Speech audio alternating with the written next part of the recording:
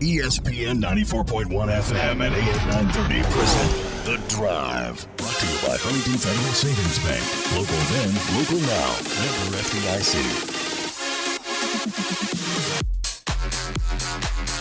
Welcome into the Friday, January 17th edition. Your drive begins now on ESPN 94.1 FM and AM 930. I'm your host, Paul Swann. We'll be here for the entire hour. We'll open phone lines up later for you, but we got a lot to get into this hour. Thundering Herd needing to rebound quickly. They've got coming up on Saturday, Old Dominion. Old Dominion losing to Western Kentucky. We'll talk a little bit about that matchup. But more importantly, the Herd losing by 2 to Charlotte last night at the Cam Henderson Center, and it could have been worse.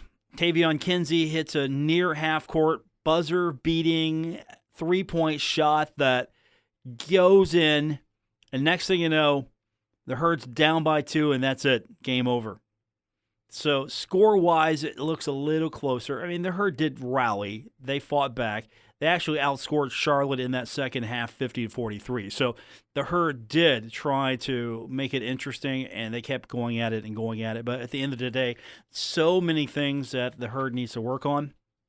And you can't win basketball games when it's 2-on-5. And right now, you've got a situation where you've got Tavion Kinsey and Jared West. Tavion Kinsey in that game, and I've got the fresh, up-to-date box score here from what I was working with last night.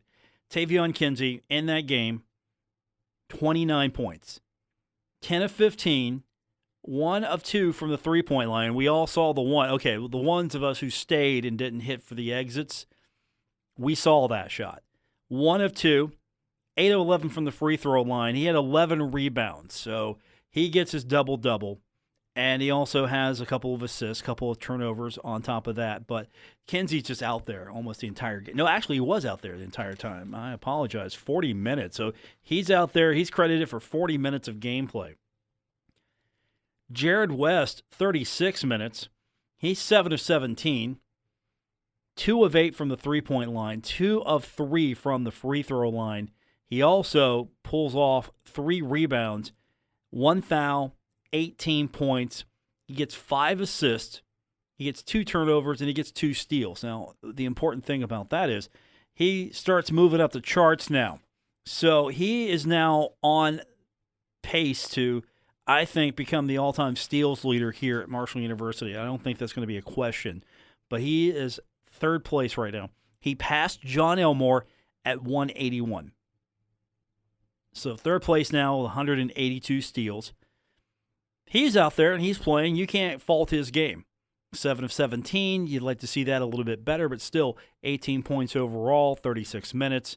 The Herd as a team shot 26 of 61. 26 of 61. You know what that's good enough for? 42.6%. And I was doing the fast math yesterday. I mean, that's just about right where they're averaging. So the surprise to me is nothing. This is what you get with Marshall basketball, 26 of 61. And field goal percentage, they were averaging. I don't know what the new numbers are yet. I haven't plugged them in yet. But I'm just going to go by last night's numbers.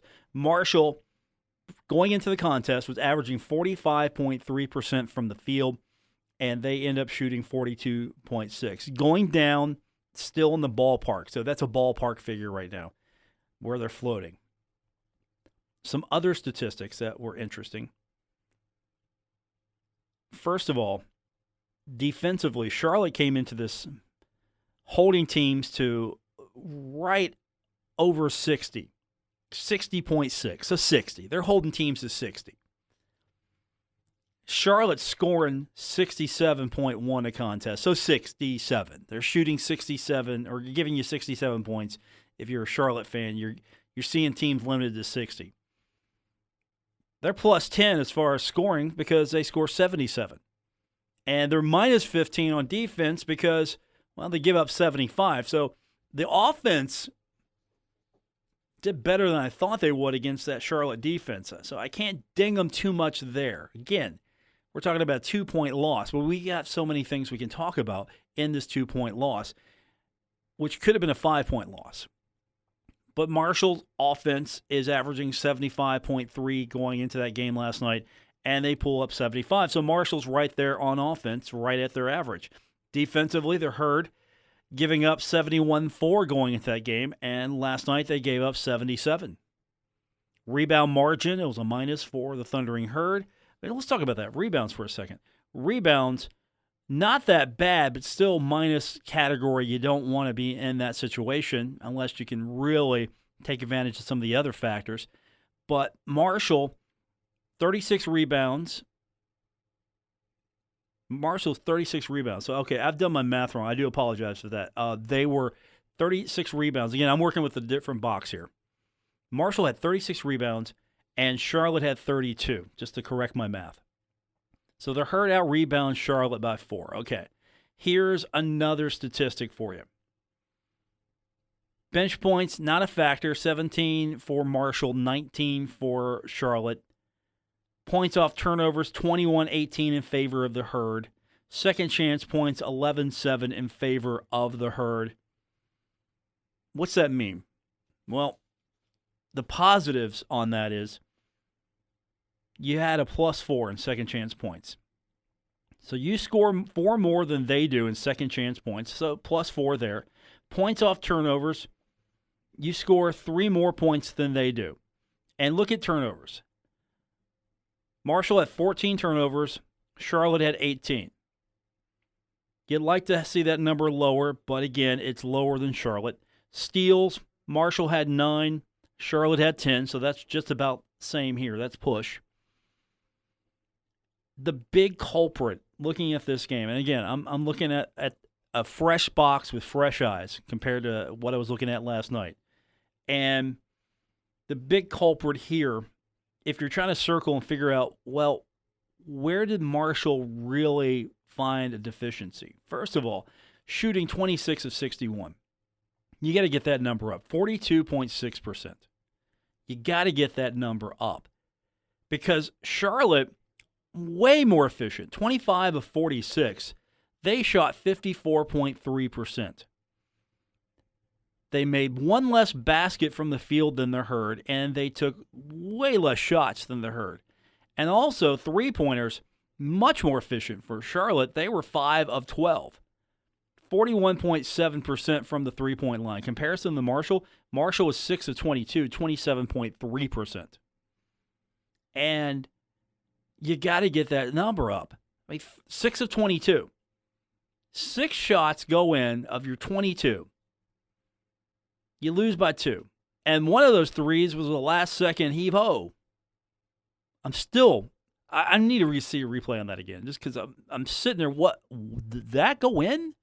It was one of those reactions. But here's the number, if you are of that mindset that the officials always do the Herd wrong, you'll love this number. Charlotte got to the line, and they shot 34 times. Marshall actually got to the line more than the last game. That's definite. They shot 27 times. Total fouls, 19 on Charlotte. Total fouls for the Herd, 23. So Marshall fouled 23 times. Charlotte fouled 19. So Charlotte's getting to go to the line a little bit more. But Charlotte made 22 of their 34. Marshall hit 17 of their 27. So I was doing the math on the fly last night, getting ready for the postgame, and here's what I was kind of sussing out. Looking at free throws. So 17 of 27. So Marshall lost and this is, I'm just going to go by, I'm not going to, front end of the 1-1. I'm not doing all that. But Marshall was 17 of 27. So that's 10 points right there left off the scoreboard. You hit all of those, you got 10 more points. And of course, again, I'm not doing and I'm really not digging into the metrics. Okay, they missed the potential to get the second shot. None of that. I'm not doing that. I'm just going to hear what's on the table. Charlotte, 22 of 34. They lost 12 points potentially. They left them not on the scoreboard because they missed a few of those. So 22 of 34, 12 points they could have had. And Charlotte from the free throw line, a +5 compared to the Herd. Just plain out. How many did you make? Charlotte makes 22. Marshall makes 17. So that's +5 in favor of Charlotte. So right there, 5 points plus. And Marshall didn't even have enough attempts compared to Charlotte because Charlotte, they were +7 in the attempts category. Marshall only got 27 shots from the free throw line. Charlotte got 34. So already, Herd's got a little bit of a disadvantage because, again, you're at the free throw line a little bit more. You're going to hopefully, if you're on the free throw line, take advantage of that. And Charlotte did for the most part. They got a little bit more of a push from the free throw line. And then you look at Marshall and they lose by 2. And that last second shot that Tavion hits goes in, and you lose by 2 instead of 5. So this isn't the cure, but say Marshall hits a few more of those. Say Marshall hits a few more of those free throw shots, and all of a sudden, you're not trailing by as much. Or maybe you're leading if you hit more of those. And say you don't foul as much. Whatever, ticky-tacky foul, stupid foul, bad decision. If you clean that up a little bit, what are we looking at here then? I mean, we're looking at such a close score. Anything we can circle could be the reason why the Herd lost or the reason why Charlotte won. Charlotte shot the ball better. Plain and simple. Stats don't lie. They shot the ball better. They shot the ball better from the field, including the three-point line. Yes, Marshall hit one more three than they did, but overall percentage, Charlotte more efficient. Free throw line, Charlotte was better. Rebounds, that's one of the pluses for the Thundering Herd. Fouls, Thundering Herd, a few more there, and you don't want that. Assists, Marshall had 11, Charlotte had 8. They had a 7. 11-7, so almost close, but Marshall got the advantage there. Turnovers, Marshall committed 14, Charlotte 18. Blocks, and that's another stat I've really got to talk about with you because Marshall, top 5 team in the NCAA, and these last couple of games, they've just gone downhill. Just a couple of blocks. Now, when you were trending 6, 7, 8 blocks, you were getting multiple blocks in a game, you start looking at that number, and then when you start going downhill, okay, what's the problem there? Well, I can't answer that one. But I know this. If you look at the box lines last night, we've talked about Tavion Kinsey. We've talked about Jared West and just what a performance they've had. Then you get into the rest of this box. Where's the offense coming from? Well, Andrew Taylor, 1 of 7. 1 of 5 from the three-point line. He had 4 defensive boards, and he was playing at one point with 4 fouls. So he chalks up foul number 4, so that limits him. He's out there 32 minutes. 1 assist, 4 turnovers. So he commits 4 turnovers. He gets 4 steals, though. So, I mean, I guess that zeroes it out, right? No, not really. And then Bennett, 2 of 7. He's out there 21 minutes. Why foul trouble? You got to stay out of foul trouble. Plain and simple. You want to see the court more? Stay out of foul trouble. And so he's got a lot of work to do. He seems like he's regressed from a few weeks ago. Or he's just having a difficult time, or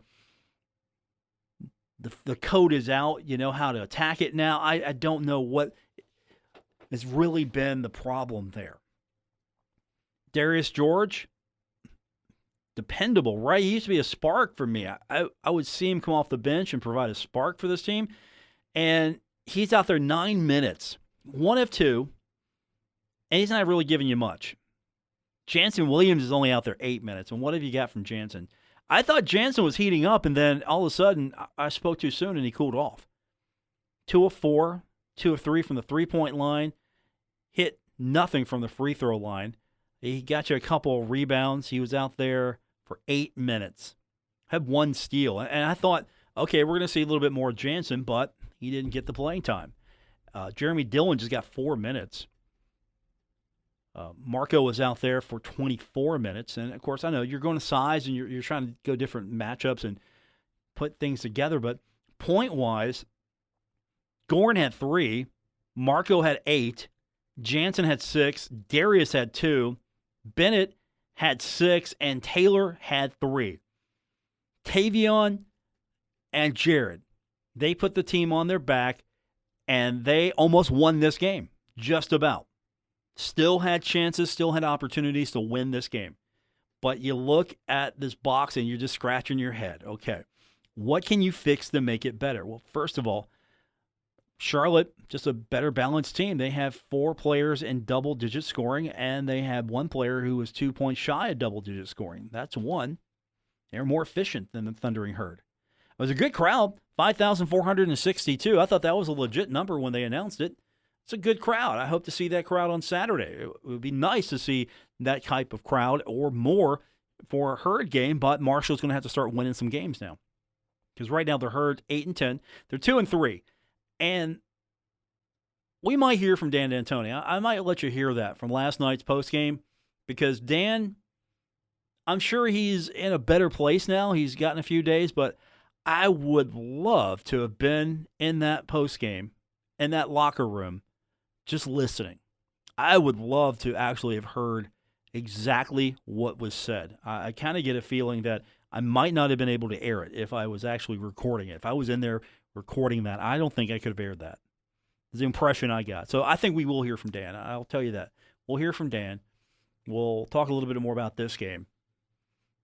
We got time. We'll get your phone calls in. And we'll try to look ahead to tomorrow's matchup, Marshall taking on Old Dominion. But we're going to try to put this one to bed for you. Charlotte beating the Herd by 2, and that's what stings the most. And, I mean, I will say this, though. Congratulations to Jared West. I mean, he's really moving up.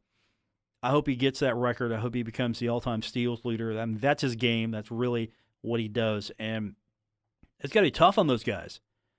We might hear them as well. I've got them from last night.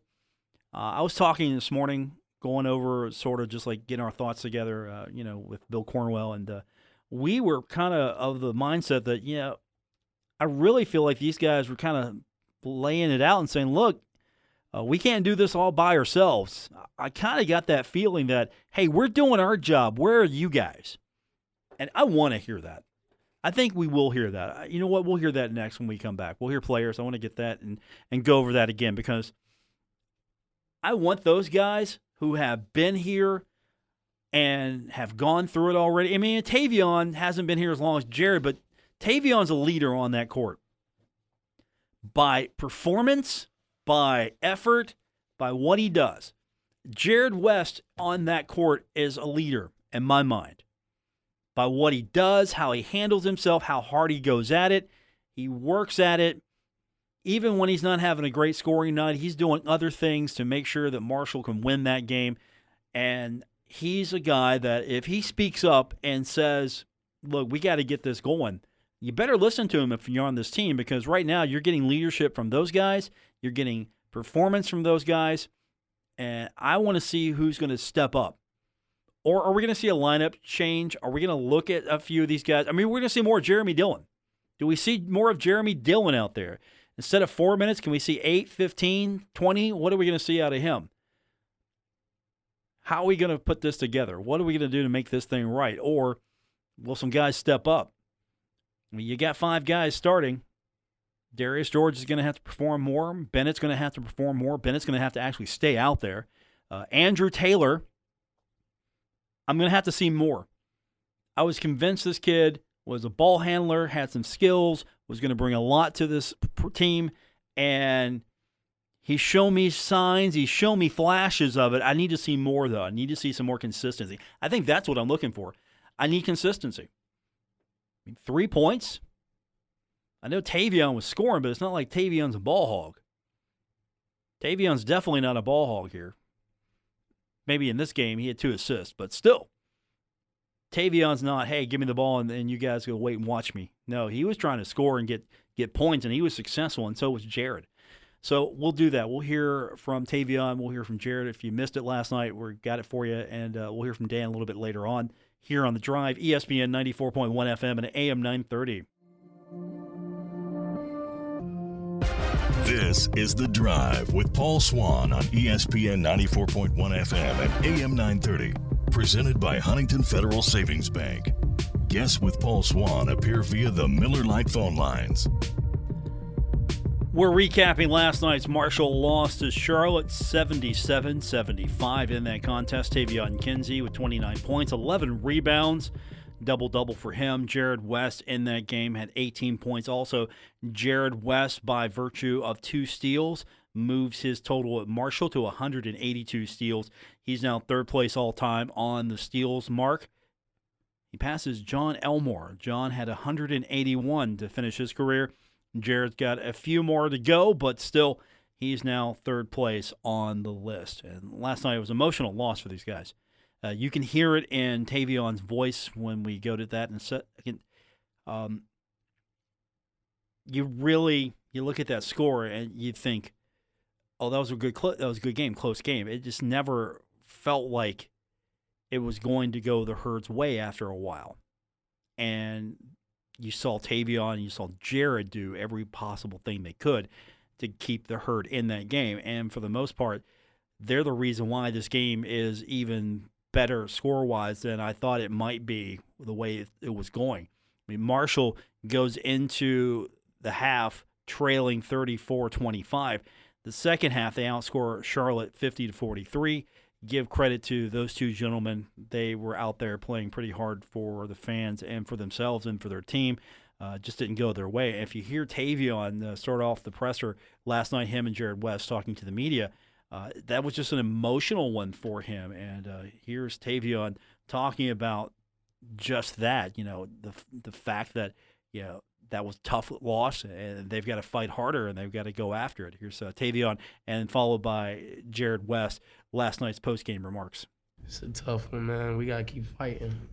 There's definitely got to be some fire in us. I don't see enough fight right now. Sometimes we got it. Excuse my voice. And sometimes we got it. Sometimes we don't got no fire. And I just don't know, man. That shot really was just like, wow, I made it. But at the same time, it was like, we lost the game. I just win. Almost more frustrating just because of the way they Yep, at that point. definitely. Where's that fire going to come from?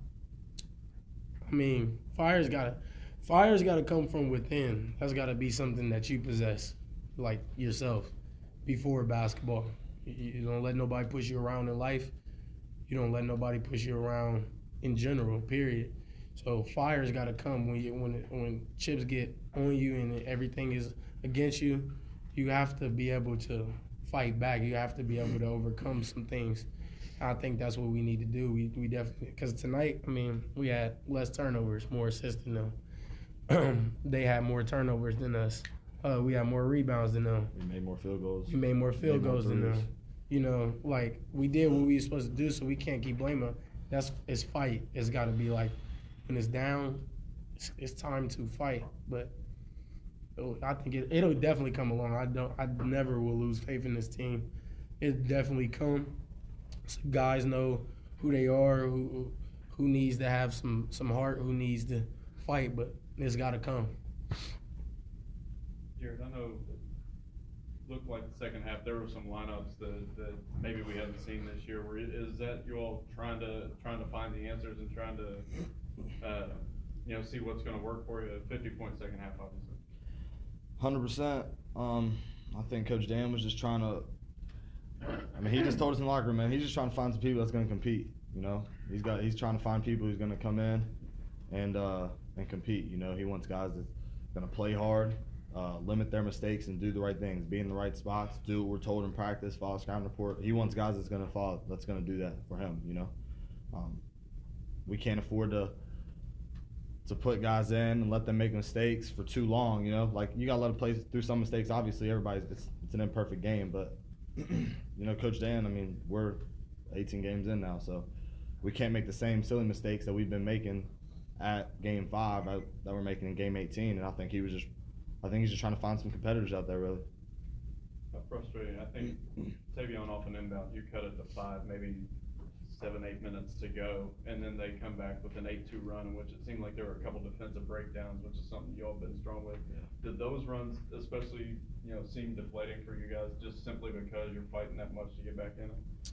Definitely, they're gut-wrenching moments. Like, it's definitely hard to see. And a lot of them was, like, in the shot clock situations. Like, great defense, you know what I'm saying? And then next thing you know, you look up and the shot is going in and his hand is all over his face. I mean, those, I think, that even more is just, like, even more hurtful. I'd rather it be wide open, we missed a mistake, but, like, to play so hard through the defense and then that goes in, it's kind of, and they did it twice, and it was kind of like, at this point, you just like, you got to keep fighting, though. You never have to, I mean, it's definitely deflating, but it can't deflate you. And then, like, when it's 8 minutes left, you got to fight back. It's got to be some type of comeback. You got to, now it's kind of got to be a battle where you got to score back. So, I mean. How surprising was the halftime score given the job y'all did on Young and Shep? Like, in that first half, I think they come out for 7 points and y'all forced 5 turnovers on them. I think that was just a lot of our offense. I thought we missed shots, missed some layups that we thought we should have made. They had, what was it, 34? That's how you said? 25. I mean, that's not too bad, really. I mean, considering what we did to Shepard and Young. I thought overall, like, defensively was pretty good. I don't think it was real bad. I know we let number 10 get open a couple times. He made some threes that hurt off the bench, and we can't allow that, knowing that he's a shooter. But honestly, I think the score was a result of our offense and just not executing on the offensive end. I feel like we should have had a lot more points, really. I mean, I can't even really say it was bad offense because I thought that we were executing throughout the play pretty well, but we just didn't finish or whatever it was, So we got to do a better job of that. Was there an actual effort to curtail the three-point shooting in the second half? For the longest time, y'all were 1 for 3 for most of the second half until the very towards the end of the game where you took some. But for a long time, you just 1 for 3 on 3 in the second half. I don't think that was anything specific, really. That Coach Dan didn't tell us to stop shooting or anything like that. Right. It was nothing to do with that. I think we're just taking what the defense was giving us. Like I said, I think we missed a couple more bunnies in the second half. We found Tavion with the ISO he was getting fouled and stuff like that, so we were just trying to use that to our advantage. And so I don't think it wasn't anything like the coaches were telling us to stop shooting threes or anything. I feel like we were just taking what the defense was giving us. You mentioned the offense. It seemed like you all were getting the looks you wanted in the first half. Was that the frustrating thing about the 19-4 run? Was there were maybe 2 turnovers and 3 missed layups in that run? Oh, for sure. I mean, we just got to finish plays. We talk about execution every day. We work on offense every day. We knew how they were going to defend us. We knew where they were going to be. We just got to finish the play. We missed some layups. I know I got a steal, missed a layup. Probably had a couple turnovers that we shouldn't have had, unforced turnovers that we shouldn't have had. But at the end of the day, we got to finish the play. We execute throughout the play. They double team iron. He kicks out to me for 3. I got to knock it down. Just plays like that. So we got to be able to finish plays when we're executing our offense. Tavion was saying the fire has to come from within. Where do you see the team bringing the fire? I mean, it starts with me. Maybe I have to do a better job. Maybe I have to be more vocal and more, I don't know, obvious about it. I don't know. I feel like I play hard. I try to play hard as much as I can, But you got to hold yourself accountable at some point. It's not, you can't keep looking at everybody else and asking questions and wondering what's going on. At some point, you got to look at yourself and be like, what did I do wrong? What did I bring to the table today? And I'm not even saying it has to be, playing 100%, 110% all the time. But like, if you come in and you're not in the right spot, to me, that's not playing hard because you're mentally not ready to go, Or, we come in, we tell you where they're going to be on defense, and we turn it over right where they said they're going to be. That's on us, Coaches tell us where they're going to be. That's a mental mistake, and I feel like that's just us not being ready to play, and I think that's part of playing hard as well. It's just as much mental as it is physical, and it's not just certain. It's everybody. It starts with me. I got to do a better job. Maybe I got to do a better job. We got to figure that out, but it's top to bottom. So, do you two, given the lineup shuffle in the second half and trying to figure things out, do y'all feel more offensive pressure on yourselves? It seemed like Tay was taking over, you were getting to the rim and make a concerted effort to get there. Do you all feel that offensive pressure to, as you all are trying to find yourself to carry that load? A little bit. You got to have a pulse for the game, and you got to have a feel for where the game is going. And, I feel like when Coach Dan was rotating guys in, at one point we were playing with 5 guards, so we didn't really have a post presence. And with 5 guards, it's hard to run screen and roll because they can switch a lot. So you got to be aggressive. You got to try to get to the foul line, whether it's straight line drive or whatever. But a lot of it was just, I feel like we just had a pulse for the game, understanding where we were at within the flow of the game, and knowing that we felt like we had the best matchups for us. I wouldn't say it was necessarily pressure. I feel like we were just trying to be more aggressive down the stretch for the end of the game with those rotations. For you, it seems like the second game in a row. I know you all started like you made a concerted effort the last 8 minutes to do the same. Is that one of those times where you're starting to see the game a little bit more and take it over? Yeah. I mean, I don't think there's any pressure at all because, I don't look at it as pressure. I look at it as it's a fun game. It's like if you want to take over, if you want to step up at that moment, you step up at that moment. But at the same time, there's 2 guys that get in the gym all the time, really. Not saying anybody else doesn't, but like we get in the gym. So for those moments to come, we know, we've been working on that. Like me, when I post up, I worked on that after practice. I worked on that before practice. I worked on that in practice. So it's like, if I know that's what I can get into, then it's like, okay, I worked on this. He's not really here, really. Like, if you know what I mean. Like, he doesn't really matter. I've worked on this so many times that I don't see it as pressure. I see it as step up and make the shot. If you miss it, then erase that and let's keep going. But I do think it's been some effort. Like he said, I think we had the mismatches really towards the end of the game. I think we kind of got to see that a little bit earlier. But I think towards the end of the game, like you said, we got the mismatches, and definitely it was time to really try to keep this a game and try to fight back at least, so. Never miss a moment of The Drive with Paul Swann. Subscribe on Apple Podcasts, Spotify, or wherever you get your podcasts. One quick football note. We went a little long in that last segment, so I want to hit you with this real quick. If you haven't heard yet, according to his Twitter account, Marshall football player Obi Obialo has declared that he is going to be entering the transfer portal, and he's going to be playing his final year at another university. So we'll keep an eye on that as much as we can. Of course, now that he is declared and he'll no longer be a part of the Marshall football team, I don't think we'll get a comment from Marshall, as they're not going to be commenting on players and personnel that are no longer on the team. But that hit social media earlier today, and if you haven't been on social lately or you don't follow Marshall football players on Twitter, that's the latest from that sphere. It was bound to happen.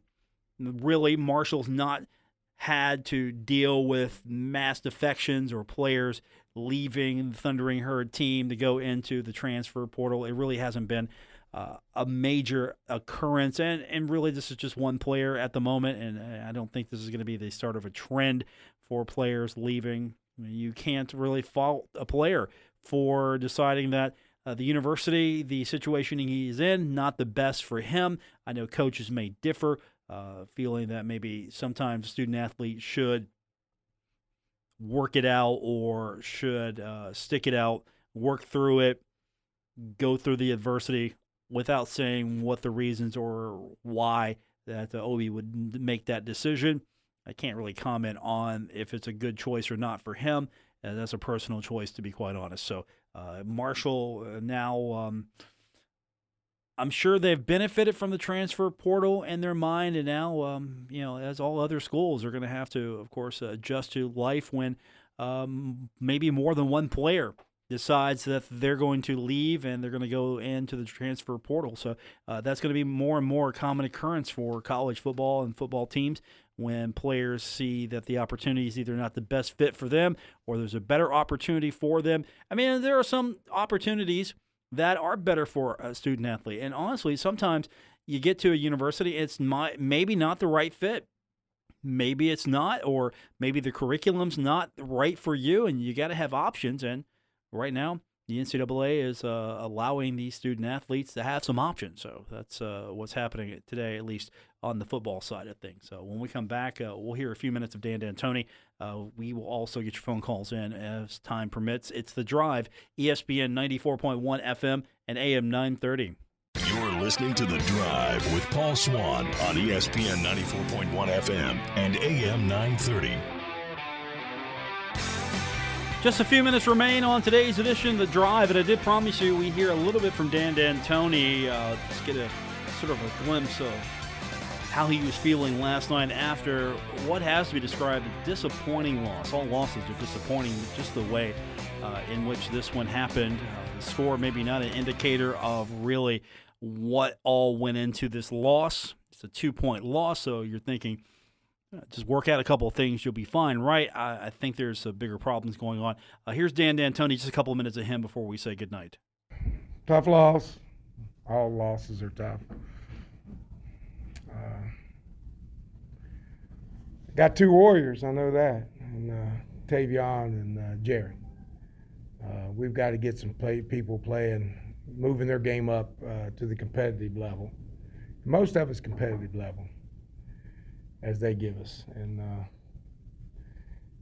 as poorly as we played, it's a 5-point game. It ended up 2, but it's a 5-point game or 8-point game, wherever, right in that neighborhood. Wouldn't take a whole lot to fix, because if you get 2 more with these 2 Warriors, we'd be pretty good. So we'll come back out after it Friday and see what we can do. I'm a little disappointed in our older guys. I thought Marco played, a decent second half. He big thing is he doesn't make key mistakes that beat you. And talking with Mike, some players will give you 3 great plays and then commit 2 that beat you. And it's tough to be a champion if you have players that will do that. So again, we'll keep working at it and see if we can't get better. And proud of Tavion, proud of Jared. 3-0 team, but wouldn't take much going down the road toward the end. That wouldn't surprise me if we were on top. So just keep working at it and see what happens. It seemed like those two that they talked about a little bit here, they recognized, the situation at hand. You were going with some different lineups that maybe hadn't been seen all season as far as second half trying to find it, and they sort of took it on themselves to be the veterans and step up in the scoring role there where you're finding. And that's a good thing, because I think one of the things we've missed all year is that guy, or 2 guys last year, CJ and John, that knew it was on them and that they were going to ensure that we win our share. Now, I think tonight you could see Tavion and Jared saying, all right, we got to do it. We're not getting the support we need, so we'll do it. And that could be a good thing. I do want to see more support. And I got to do a better job making sure that the people that are on the floor competing. And then more than just that, they have to compete every day of the week. Basketball's got to mean something to them. They got to want to come early, get ready. They got to watch film. They can't go to, I don't know if they call them parties these days or what they call them, but they can't go to social events after games or during the week and think you can get ready and be back for a game. I'm going to leave it right there with Dan D'Antoni. So we'll see what this team looks like on Saturday. Do they respond? Will there be a difference? Old Dominion coming in after losing to Western Kentucky. So Old Dominion's on a 2-game losing skid in conference. Will this be a new-look Conference USA matchup? Will Marshall come out? Will you see some more support for Tavion Kinsey and Jared West? These are answers we'll find out tomorrow. We'll begin asking these questions and more during our pregame coverage. We'll be on the air 6 p.m. tomorrow right here on ESPN 94.1 FM and AM 930. WRBC Huntington, W227BS Huntington, your flagship home of the Marshall Thundering Herd and The Drive with Paul Swann, ESPN 94.1 FM and AM 930.